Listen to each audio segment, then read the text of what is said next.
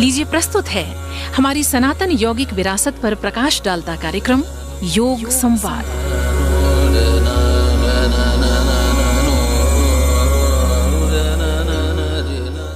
श्रोताओं, योग संवाद ये कार्यक्रम हमारी एक ऐसी पहल है जिसके जरिए हम योग जैसे गूढ़ और व्यापक विषय को समझने का प्रयास कर रहे हैं। इस कार्यक्रम के पिछले अंक में हमने चर्चा की थी कि जब योग पर संवाद होता है तो बहुत सी ऐसी शब्दावली का प्रयोग होता है जिसे आम जन नहीं समझ पाते हैं। इसलिए जरूरी है कि उन शब्दावलियों को भी विस्तार से समझाया जाए। इसी क्रम में योग की एक सुप्रसिद्ध परिभाषा पर हमने चर्चा की थी पिछले अंक में कि प्रकृति से पुरुष का वियोग ही योग है। तो इस परिभाषा में आने वाली प्रकृति और पुरुष की अवधारणा पर हमने बातचीत की थी विस्तार से। आज इस विषय को ही आगे बढ़ाते हुए हम सृष्टि क्रम और चित्त के निर्माण पर बातचीत करेंगे। हमारे बीच हैं अध्यात्म, योग और जीवन विज्ञान विशेषज्ञ डॉक्टर शशिकांत मणि त्रिपाठी जी। नमस्कार त्रिपाठी जी, बहुत बहुत स्वागत है इस कार्यक्रम में। जी नमस्कार। सृष्टि क्रम और चित्त निर्माण पर हम पहुंचे, उसके पहले पुरुष और प्रकृति की अवधारणाओं को छूते हुए इस विषय पर उतरें, क्योंकि मुझे लगता है कि जो श्रोता आज इस कार्यक्रम को सुन रहे हैं वो भी इससे जुड़े तो बेहतर होगा। बिल्कुल। देखिए, प्रकृति से पुरुष का वियोग योग इसलिए है कि जो प्रकृति के साथ युक्त होकर के हम चाहते हैं जगत में जी, उसकी प्राप्ति हमें तब होती है जब हम अपने स्वरूप यानी जो पुरुष तत्व है, जिसको हम चेतना भी कह सकते हैं, उसके साथ जुड़ें। क्योंकि इस सृष्टि व्यापार में जो पुरुष तत्व है वो अलिप्त है सर्वथा, यानी उसके होने मात्र से प्रकृति में सारी क्रियाएं हो रही हैं जी। और हमें ऐसा लगता है कि ये सारी क्रियाएं हमारी वजह से हो रही हैं, हम कर रहे हैं। आपने गीता में सुना होगा, कर्मण्येवाधिकारस्ते मा फलेषु कदाचन। अब माँ फलेषु कदाचन, जो कर्म करने वाला व्यक्ति है वो तो फल से प्रेरित होकर ही कर्म करता है। बिल्कुल। इस नाते कि योग नहीं हो पा रहा है उसका, वो जान नहीं पा रहा है इसको, कर्म प्रकृति में हो रहा है। तो प्रकृति में जब कर्म हो रहा है तो कर्ता पुरुष नहीं हुआ, लेकिन हम लोगों ने ये समझ लिया कि कर्ता हम हो गए तो भोक्ता भी बन जाते हैं। तो हम सुख और दुख के भोक्ता भी बन जाते हैं। और बार बार भगवान कृष्ण अर्जुन को कह रहे हैं कि सुखे दुखे समे कृत्वा लाभा लाभो जया जयो। अब तुम पराजय में, जय में, सुख में, दुख में, लाभ में और हानि में सम रहो। हाँ। अब आप सोचिए कि कोई ऐसा चित्त जो सुख चाहता हो, हाँ, वो दुख में कैसे सम रहेगा? बिल्कुल। कोई ऐसा चित्त जो लाभ चाहता हो, वो हानि होने पर सम कैसे रहेगा? तो जब तक पुरुष का वियोग नहीं होगा प्रकृति के साथ, या आपको इस तत्व का बोध नहीं होगा कि आपका होना पदार्थ का होना नहीं है। प्रकृति मतलब पदार्थ, बिल्कुल। और पदार्थ का मतलब ये पूरी सृष्टि क्रम। अब इसी सृष्टि क्रम में जब हम योग की बात करेंगे तो योग का जो सैद्धांतिक आधार है, हाँ, वो है सांख्य दर्शन जी, जो 2000 वर्ष पूर्व हाँ, इस पर एक कारिका टीका लिखी ईश्वर कृष्ण ने, जी, सांख्य कारिका के नाम से। तो उसमें उन्होंने उन तत्वों की व्याख्या की है, ठीक है, जिसमें करीब 70 कारिकाएं हैं। जी जी जी। और उसमें हम सृष्टि क्रम पर थोड़ा सा प्रकाश डालना चाहेंगे कि कैसे ये सृष्टि होती है। आपने बहुत अच्छे तरीके से समझाया पुरुष और प्रकृति। मुझे लगता है कि आज हमारे श्रोताओं ने बिल्कुल स्पष्ट रूप से इसे समझ लिया होगा कि हम क्यों पुरुष और प्रकृति की बात कर रहे थे और क्यों कहा जाता है कि मतलब इसके वियोग को ही योग कहा जाता है। सृष्टि क्रम की जब चर्चा हम करने जा रहे हैं तो उसके पहले मैं चाहती हूँ कि आप ये जरूर बता दें कि सृष्टि क्रम की चर्चा इस योग संवाद में हम क्यों करेंगे। सृष्टि क्रम की चर्चा किए बिना योग का जो मूल सिद्धांत है, मैंने कहा कि सांख्य से आता है जी। अब प्रकृति में अगर सारी क्रियाएं हो रही हैं तो कर्ता कौन हुआ? पदार्थ। और पदार्थ कभी भी अपने आप को कर्ता नहीं मान सकता। उदाहरण के तौर पर आंख कभी दावा नहीं कर सकती कि किस रूप के साथ उसका आकर्षण है और किससे विकर्षण है। दृश्य और दृष्टा की बात करें, हाँ। तो दृष्टा ये चुनाव नहीं करता। हाँ। ये चुनाव करते हैं हम अपने चित्त के संस्कारों से कि हमें क्या प्रिय है, क्या अप्रिय है, क्या हमको सम्मान दे रहा है, कहाँ हम अपमानित महसूस कर रहे हैं। बिल्कुल। ठीक है, ये हमारे शरीर में जो भावनात्मक कह सकते हैं या जो हमारी फीलिंग है, हाँ, उसके आधार पर हम ये तय करते हैं कि इन्होंने मेरा अपमान कर दिया, इन्होंने मेरा, जबकि सच ये है कि आपका जो होना है वो इस मान अपमान से मुक्त है। तथा मानापमान यो, ऐसे कृष्ण कहते हैं कि तुम इन दोनों में एक जैसे हो, तुम्हारा अपमान नहीं हो सकता। हम जन्म लेने वाले शरीर के साथ ही अपने को मरने वाला भी समझते हैं, हाँ, जबकि जन्म और मृत्यु ये शरीर का होता है। फिर गीता की बात मैं करूंगा जिसमें कहते हैं कि जन्म मृत्यु जरा व्याधि दुख दोषानुदर्शनम। ये कहते हैं कि अगर तुम देखने वाले बनो, तुम दृष्टा बनो अगर, तो तुम इस शरीर में जन्म मृत्यु बुढ़ापा व्याधि और दुख का दर्शन करोगे। और जब तुम दर्शन करोगे तो फिर ऐसे में इससे सुख की अपेक्षा तुम कर रहे हो। सुख तुम्हारा स्वरूप है, तुम्हारा जो पुरुष तत्व है, क्या बात है ना, वो जो जब इससे मुक्त होगा, फिर यहाँ सुख दुख को भी हम पदार्थगत मान लेते हैं कि हमारे शरीर में हमारे मन के अनुकूल होने वाला जो विषय है वो हमें सुख देता है, और मन या हमारे शरीर के प्रतिकूल कोई विषय परिस्थितियां हैं तो हमें दुख देती हैं। तो हमारा अनुभव सुख दुख का ऐसा है, जबकि ये क्षणिक है। एक शाश्वत सुख यानी सुख खोजने की निरंतर प्रवृत्ति व्यक्ति में देखी जाती है। व्यक्ति किसी क्षण विशेष में सुखी होना नहीं चाहता, वो फॉरएवर चाहता है कि हमेशा मैं सुखी रहूं। और प्रकृति का स्वरूप ऐसा नहीं है, प्रकृति परिवर्तनशील है, प्रकृति क्षणभंगुर है, क्षण क्षण में बदल रही है।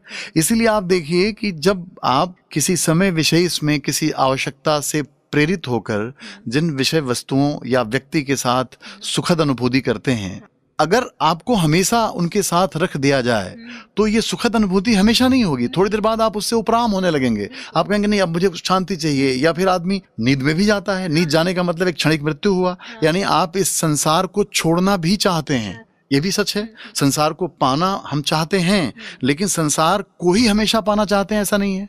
संसार से मुक्त होना चाहते हैं। निद्रा की अवस्था आती है और नहीं आती तो आज के समय में जो तमाम मनोकायिक विकारों में अनिद्रा एक बहुत बड़ी समस्या है। अनिद्रा में व्यक्ति छोड़ ही नहीं पा रहा है, तो फिर उससे बहुत सारी साइकोसोमेटिक डिजीज होती हैं, उसको बीमारियां होती हैं। तो ऐसे में सृष्टिक्रम समझना जरूरी है। अच्छा, जब आप समझते हैं तभी आप उससे मुक्त या उसके बंधन को भी समझ पाते हैं। तो समझना इसलिए जरूरी है कि कैसे ये सृष्टि बनी। तो सांख्य कारिका या सांख्य दर्शन ये कहता है कि प्रकृति और पुरुष जब ये दोनों तत्व मिले तो प्रकृति में एक विकृति हुई, विकार उत्पन्न हुआ। मैंने कहा था कि प्रकृति के 3 गुण हैं और उन गुणों में जब तक साम्यावस्था बनी है तब तक कोई क्रिया नहीं होती। प्रकृति जड़ है, लेकिन वो क्रियाशील कब हुई? पुरुष के सानिध्य से।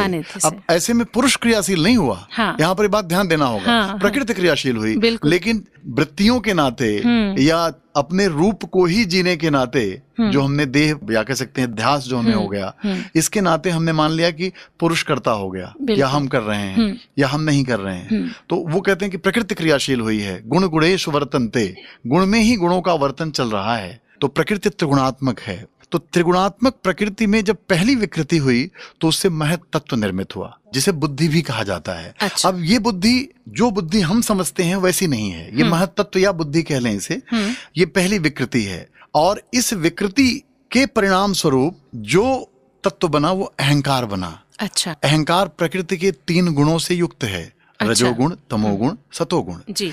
अब जो सतोगुणी अहंकार है उससे मन बना। अच्छा। मानस तत्व, जिसको हम लोग इंद्रियों में 11वीं इंद्रिय कहते हैं। और भगवान कृष्ण ने गीता में कहा है भी इस बात को कि इंद्रियों में मैं मन हूं। हाँ। तो ऐसे में 10 इंद्रियों को तो हम सामान्यतः स्थूल रूप में जानते हैं शरीर के आधार पर। 5 ज्ञानेंद्रियां, 5 कर्मेंद्रियां।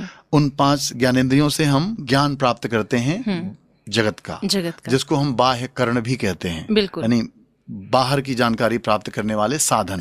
ठीक है। हाँ। उसके बाद 5 ज्ञानेंद्रियां, 5 कर्मेंद्रियां, ये सात्विक अहंकार से निर्मित हुए। राजसिक जो तत्व है, रजस है, वो क्रियाशीलता प्रदान करता है, यानी सतोगुण को भी क्रियाशील बनाता है और तमोगुण को भी क्रियाशील बनाता है। तो उससे कोई निर्माण नहीं हो रहा है, लेकिन इनके निर्माण में वो सहयोगी है रजोगुण। हाँ। तो रजोगुण जब तामसी अहंकार के साथ जुड़ता है तो फिर जो तत्व बनते हैं उसमें जो पहली विकृति आती है वो आता है, इससे बनता है 5 तन्मात्राएं बनती हैं। अच्छा। इन तन्मात्राओं को हम देखें तो तन्मात्राओं का नाम है क्रमशः शब्द, स्पर्श, रूप, रस, गंध। अब ये कह सकते हैं कि ये क्या है, तो ये 5 महाभूतों का सूक्ष्म तत्व है।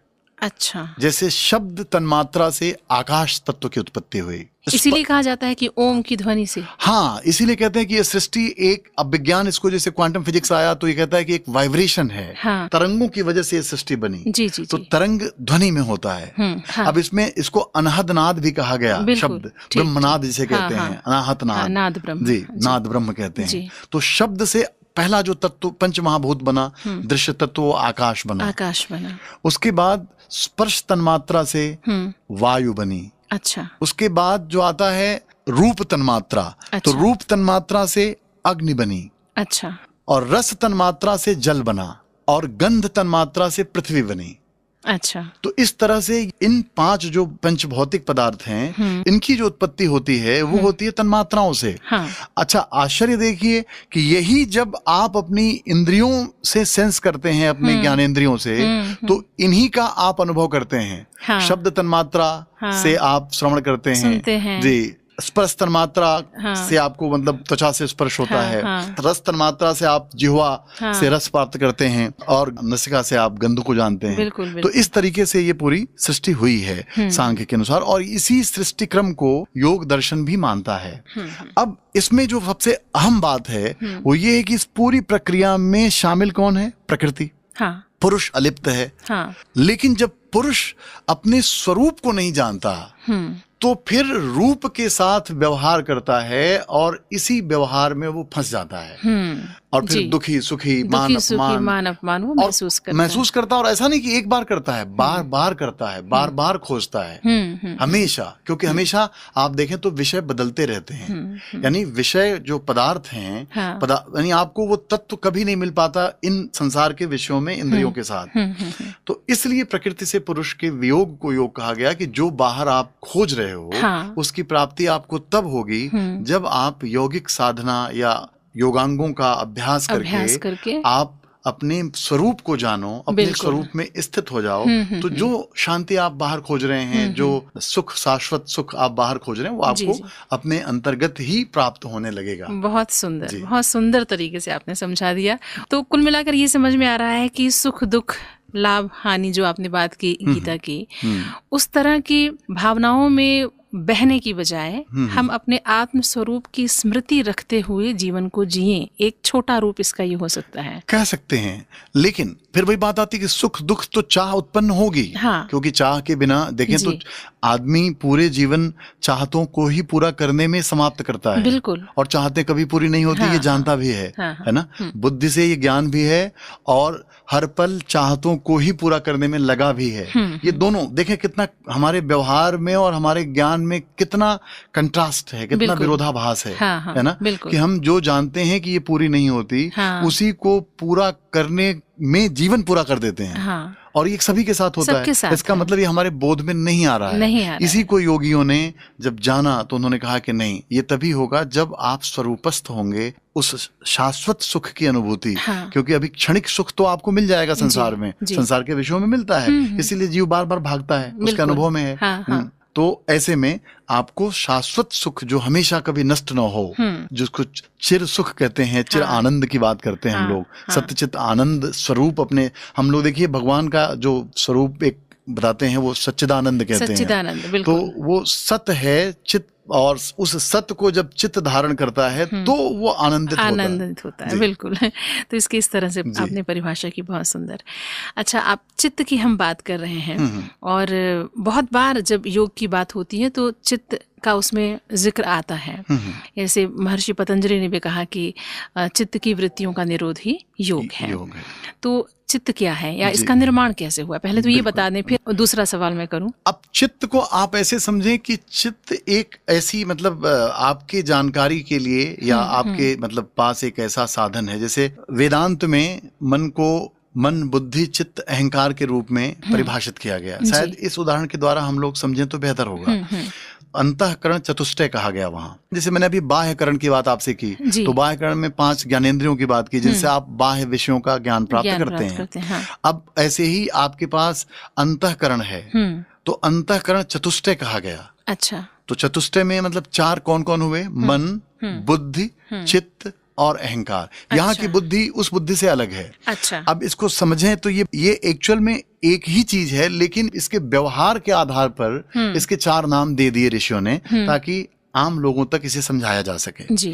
जैसे मन में विचार उत्पन्न होते हैं और असंख्य विचार आते हैं। बिल्कुल। आज मनोविज्ञान तो ये कहता है कि 65,000 विचार एक दिन में व्यक्ति के मन में आता है, जिसमें 60,000 विचार रिपीटेड होते हैं, वो बार बार आते हैं, मात्र 5,000 नए होते हैं। उस 5,000 नए में कुछ का संज्ञान आप ले पाते हैं। कई बार तो आप देखें, अगर आप औसत निकालें इसका या परसेंटेज निकालें, तो 60,000 में 5,000 नए विचार का होना कितना कम परसेंट हुआ।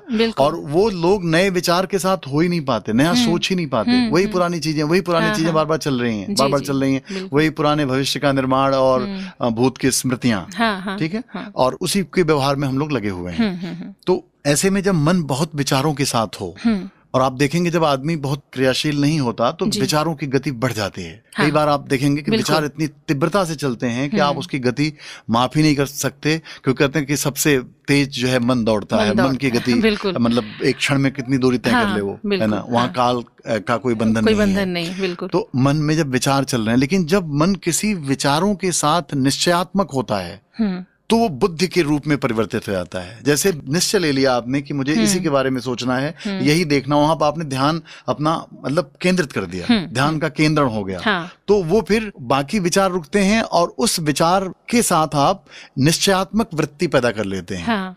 ठीक है।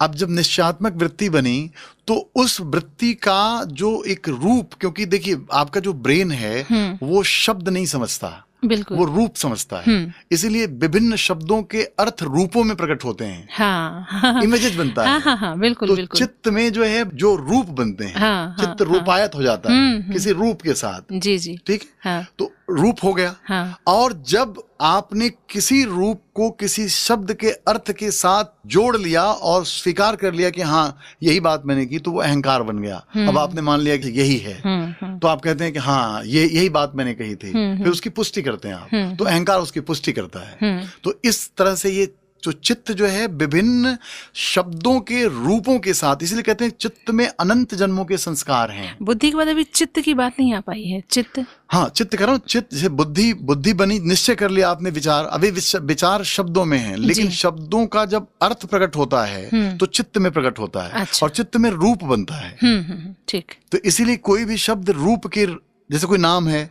तो उस नाम का एक रूप आपके चित्त में है। हो सकता है कई नाम आप जानते हो, तो कई नाम के कई रूप भी हैं। बिल्कुल। तो अब ऐसे में किस नाम वाला व्यक्ति, किस नाम वाला पदार्थ आपने याद किया है, तो वही रूप जब चित्त प्रकट करेगा तब आपको सही अर्थ का बोध होगा, जैसे आप कहेंगे मुझे ज्ञान हुआ। अन्यथा आपके चित्त में वाले कोई शब्द आया और उसके साथ आपने किसी और रूप को खड़ा कर लिया, तो वो चित्त का विचलन होगा। कई बार ऐसा भी होता है। तो चित्त में रूप होता है और उन्हीं रूपों को हम लोग जानते हैं। जी। इसीलिए चित्त के साथ वृत्तियों को जोड़ा गया है योग में। कि चित्त की वृत्तियां, अब चित्त की वृत्तियों के निरोध के बाद ही जो प्रकृति से पुरुष का वियोग होता है, अन्यथा प्रकृति में ही व्यवहार होता है। गुण गुणेश वर्तन्ते, सारे गुण में ही व्यवहार होता है, और उन व्यवहारों का कर्ता हम भ्रमवश, अज्ञानतावश अपने आप को मान लेते हैं, जबकि हम नहीं होते हैं, वो प्रकृति कर रही होती है। थोड़ा विचार करके देखें कि हमारा शरीर है और शरीर में अगर कहते हैं पूरा जगत ये पंचभूतात्मक है, पंचभूतों से बना है, तो शरीर का पोषण भी पंचभूतों से हो रहा है। जो ऊर्जा शरीर से प्रवाहित हो रही है या शरीर से कंज्यूम हो रही है, वो ऊर्जा भी पंचभूतों में ही हो रही है, क्योंकि पदार्थ से पदार्थों का ही सेवन हो सकता है, उसमें आपका कोई रोल नहीं है। आपने भोजन लिया तो आप उसको पचाने में लगे हुए हैं। तो ऐसे में इंद्रियां सारी ये कर रही हैं, और लोगों को लग रहा है क्या कि हम कर रहे हैं, क्योंकि इंद्रियों में सबसे प्रबल इंद्रिय मन है। और उसी मन में मन बुद्धि चित्त अहंकार के रूप में अभी हमने अंतःकरण के रूप में देखा है। तो जो ये मन है, ये मन मान लेता है अहंकार में कि मैं करता हूं, तो इसको देहात्म में कहते हैं। एक ऐसा मन जो जिसने विषय का रूप धारण कर लिया, वो मान लिया कि मैं देह हूँ, वो मान लिया कि मैं इस वस्तु के साथ मेरा योग है, और उसके योग के साथ उस वस्तु से वो प्रभावित हो रहा है। देखिए ध्यान दीजिए, मैं हूँ और मैं क्या हूँ, मैं यह हूँ, मैं वह हूँ। जब इस रूप में हम अपने आप को देखते हैं तो ये हमारे मन का विषयीकरण हो जाता है, विषय के साथ तादाद में हो जाता है, और इसी तादाद में से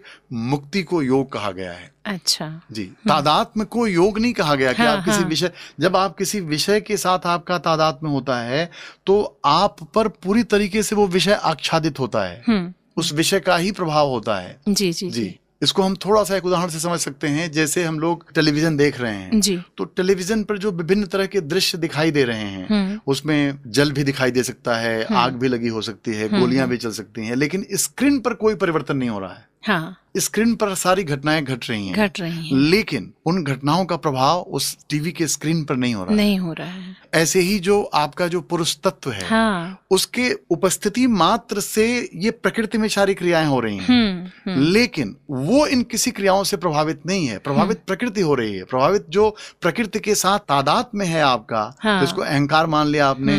अहम मम वृत्ति कहते हैं इसको, कि ये मैं और मेरा, जी जी, ये वृत्ति जो है, ये वृत्ति प्रभावित हो रही है। और इसी वृत्ति को चूंकि आपने निवृत्ति की नहीं है, हाँ। आपने साधना की नहीं है, तो इस वृत्ति में ही हम फंसे रह करके इन्हीं वृत्तियों को जीते रहते हैं। और जीते जीते एक दिन हम अपने स्वरूप को जाने बिना इस दुनिया से चले जाते हैं और सुख की खोज कभी समाप्त नहीं हो पाती है। और इसका साधन बनता है योग, अगर हम उसको गहराई से समझते हैं। अच्छा, चित्त की वृत्तियों की आपने बात की है। चित्त की वृत्तियां कौन कौन सी हैं, अगर हम जानना चाहें तो? चित्त की वृत्तियां, ये बड़ा विषय होगा, क्योंकि चित्त की आप देखें तो जब ये बात इसकी व्याख्या की जाए चित्त की वृत्तियों को, तो योग सूत्र में 5 प्रकार की वृत्तियों की बात की गई है। अच्छा।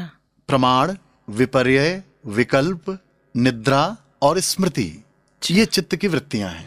अब आप देखें तो इसमें क्या छूटा, जिस चीज को हम लोग मानते हैं कि यही हम करते हैं, तो सारा का सारा तो वृत्ति ही तो है। वृत्ति का ही व्यापार चल रहा है, वृत्ति का ही व्यवहार चल रहा है। निद्रा तक वृत्ति कही गई, जी जी जी, यानी जिसे आप जानते हैं। हालांकि निद्रा में आप क्या जानते हैं? निद्रा में आप कुछ भी नहीं जानते, हाँ। ठीक है, स्वप्न की एक अलग अवस्था है, हाँ। स्वप्न में स्वप्न देखते हैं, लेकिन निद्रा में तो कुछ दिखता ही नहीं है, दृश्य कोई होता ही नहीं है। निद्रा तो मतलब दृश्य का अभाव है, हाँ। तो दृश्य का अभाव हुआ तो दृष्टा का भी अभाव होगा, लेकिन जो निद्रा का दृष्टा है वो दृश्य के अभाव को तो जान रहा है। तभी तो आप कहते हैं निद्रा में कोई दृश्य नहीं है। बिल्कुल, उस अभाव को जानने वाले तो आप हैं, हम हैं। तो इस नाते क्या यहाँ 2 की सत्ता हुई, 2 की हुई है ना जी। भाव को तो जानते ही हैं, जगत को जान रहे हैं, स्वप्न को जान रहे हैं, लेकिन जगत और स्वप्न की समस्त जानकारियों के मिटने के बाद भी अभाव को भी आप जान रहे हैं। तभी बात जब आई तो अभाव को जानने वाला अभाव से अलग होगा, हाँ। क्योंकि जानी गई वस्तु, हाँ। जानने वाले से अलग होगी।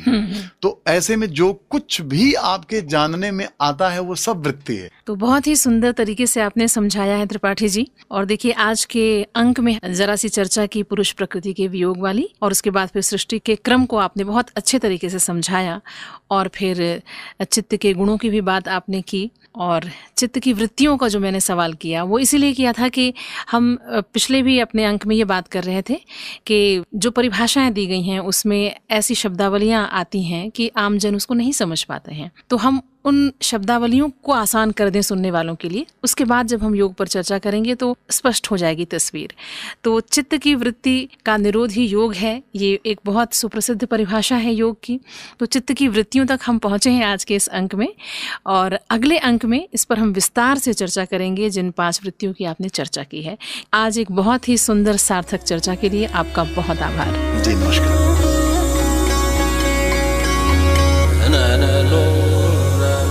तो श्रोताओं, योग संवाद कार्यक्रम में आज हमने चर्चा की सृष्टि क्रम और चित्त के निर्माण की। उम्मीद है आज का ये कार्यक्रम आपको पसंद आया होगा। चलते चलते आपको बता दें, इस कार्यक्रम की परिकल्पना की अदिति गौड़ ने, ध्वनि संपादन था अमित कुंदानी का, और आपके साथ थी मैं आपकी रेडियो दोस्त सुनीता सिंह। अब इस कार्यक्रम से मुझे अनुमति दें। नमस्कार। आप सुनते रहिए 90.8 मेगाहर्ट्ज पर रेडियो आजाद हिंद, देश का चैनल, देश के लिए।